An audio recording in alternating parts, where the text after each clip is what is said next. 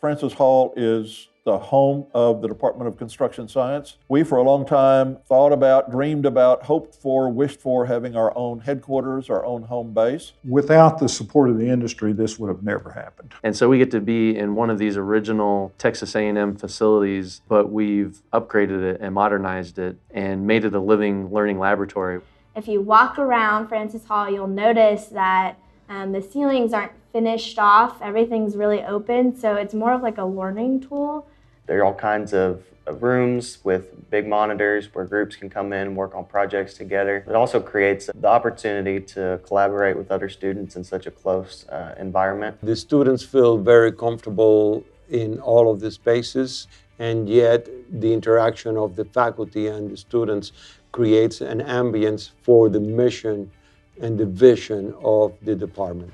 While we don't have the biggest facility of any construction program, and I know this to be true, Francis Hall is the best construction facility of any construction program in the country.